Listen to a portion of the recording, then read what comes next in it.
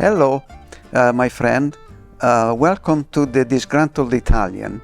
My name is Ercole, and we are doing the second episode for political life in United States. I would like to start with the political operation that's been done behind the scene, and that's the 2025 manifest, 900 pages long, of how to change the United States government completely and radical in order for the formation of a new government, which the new government will include a smaller government, and will give a lot of power to the president and to the United States Supreme Court. The United States Supreme Court just voted about the presidential accountability, saying that when it's an official act, the president should not be taking on an accountability of what he did. And I totally, completely disagree on it, and even our founding father, they disagree with that, because no one should be above the law. So if the president makes something that it's not accordingly to the law in course now, so who's going to be the authority that says that the president is above the law? Because who's going to say that? The Supreme Court? I doubt it. They're a bunch of cowards. So it will be falling onto the president, and therefore there will become like no longer a presidency, but a dictatorship, because he can do anything he wants, anytime, at any place, and call it an official act. So that takes me to the fact how the Supreme Court is disregarding the Constitution, and especially the previous sentence that they said, starting way back. But I just mentioned, like, for example, Roe versus Wade, which is the most popular one. But there is another one that was done even before that, and that's the United Citizen versus FED. So we see how the different speed the Supreme Court is getting to go into a more and more corrupt mode. Okay, and that is something that it's unacceptable. Now, how they are able to do that? That's the next question. And the question is, the answer, it could be probably the who's who of the uber rich, exposing all their protection for Trump. For example, Trump is an icon, I should say, on the entertaining industry. That famous show, they say, "You're fired," which it totally shows it's got no soul whatsoever. And there are others that they are protectors of it. Let's put it this way. One of the names that comes to mind is the Murdoch family. Another name that comes to mind are the Koch brothers, which unfortunately for anyone, one passed away, but there is still one that keeps the same thing going, that wants to do what they want to do, change United States. So, and now for them to be successful, what they need is somebody famous in the media. Who's better than Donald Trump? He's the one that is like a connection of it. And with that one, there is also the Sinclair family. The Sinclair family is a very big empire that covers pharmaceutical industry, the media. They own or also own a good amount of stock to be influential, about 185 television stations around the country. They had holdings on NBC, CBS, ABC. Therefore, what they say goes. And that's one of them. And that is where the connection, having Trump doing their bidding, it comes to play.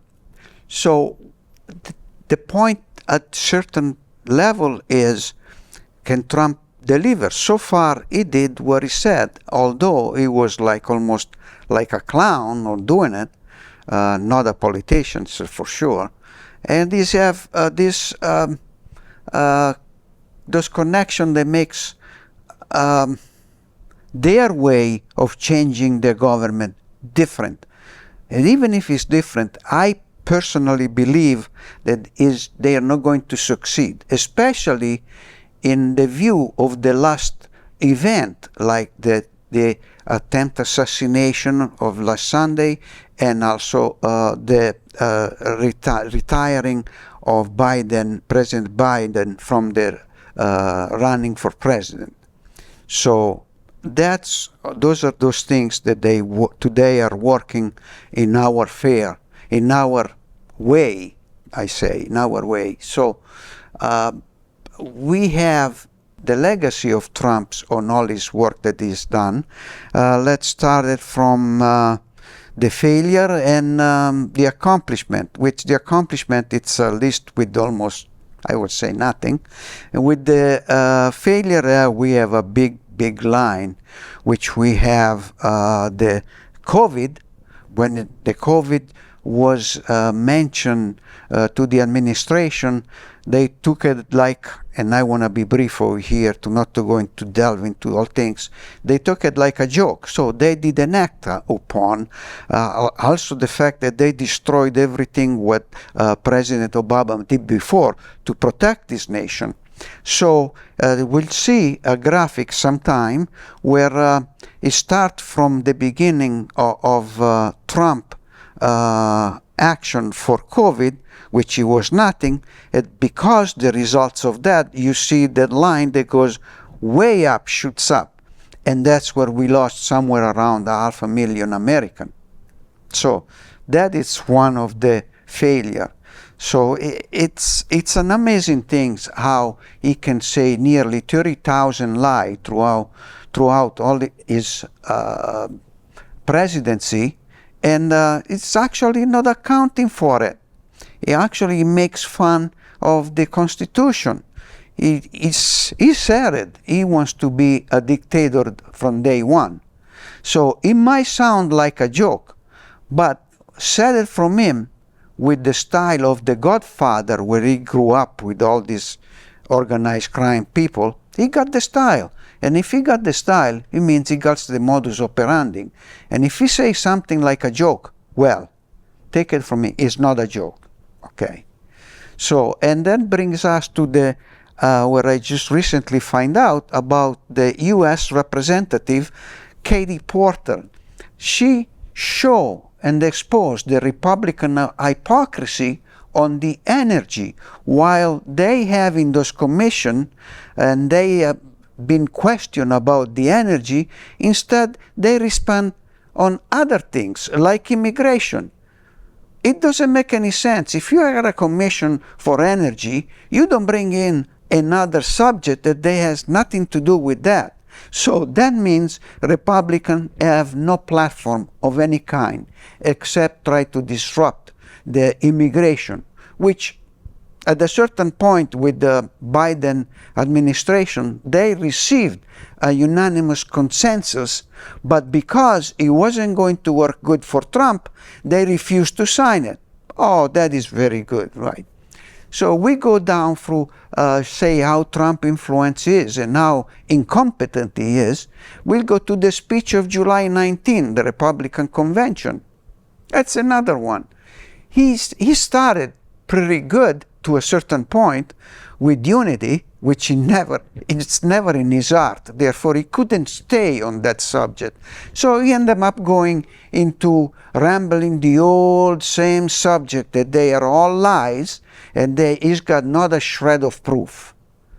So that's for the convention. If we're going to go on even when they have a debate, Trump never answered one time, never, not even one time, answered directly to the question. he always takes the excuse of the previous question in order to give 3 words about that, and then goes again on his rambling and in all stuff and all lie. Even say, oh, he was the one that kept the insulin medication for the people to $30 or $35 a month, which is not true. So you see, what I'm saying is that that Trump is not to be trusted. Don't matter what he says. We never know what he's going to do. He will do only the bidding of the people that I mentioned early, that they are behind the scenes. So we'll go to the Trump, okay, I'm sorry. We are going to, after his speech on the convention, and after his debate with Biden, we're going to Trump's attitude on Ukraine. Ukraine, okay, it's a nation that it's really in trouble. They're facing a giant in compared to their size in population, in geographically speaking, and even in type of weapons. Ukraine, it's like the mouse that wants to fight the elephant, okay, and that's no good. But for Trump, he's telling Putin, oh, do what you want, as if there are no people in Ukraine. There are just houses, cars, subject, but not living human people. So this shows what Trump is really is inside him. He's got nothing inside. He doesn't even have feelings. For what I can possibly say, if it's convenient for him, he will throw his own children under the bus.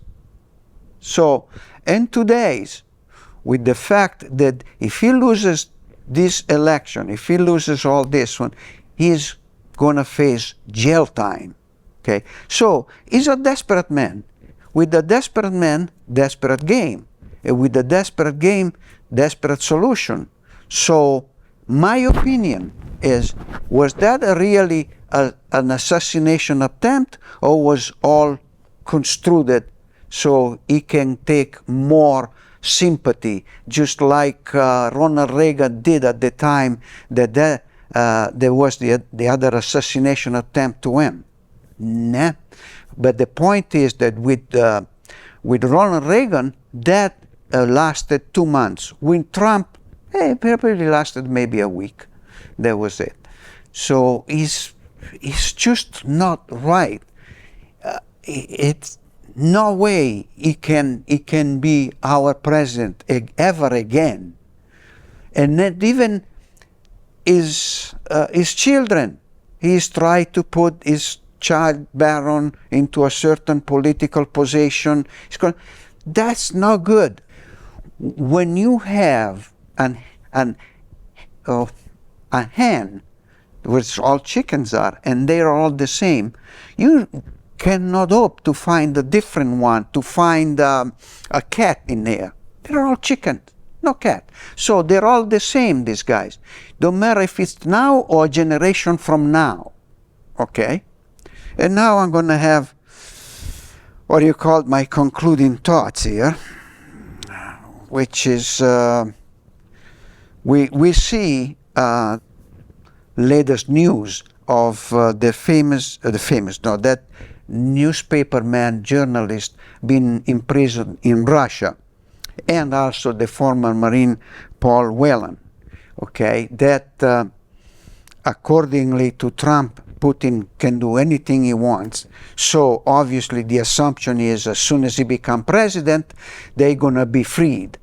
That is put me back at the time of the Tehran revolution and the hostages of those days when Jimmy Carter was president. All of a sudden, 400 days or more of keeping them captive, Jimmy Carter was not able to free them. And it was even an attempt by the army, but it failed. Okay, so it's at this point we got to see and compare why Jimmy Carter failed when at the first day of Reagan presidency, those hostages were freed. So to me, it's a deja vu situation here. And I feel bad because no one should play with the human life as if it's their toy. Absolutely not. I abhor that. So now as I explain my thoughts on what is the situation today, I would like to give a suggestion to the American voters. No matter which side you are, just remember the individual. What's in your dream is one thing. What we have in reality could be totally different.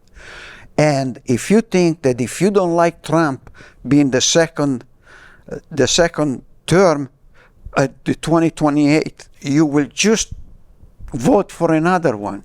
No, it's not going to happen. If Trump is president, it's not going to be on the 2028 election. And thanks to all I said before, it'll never happen again.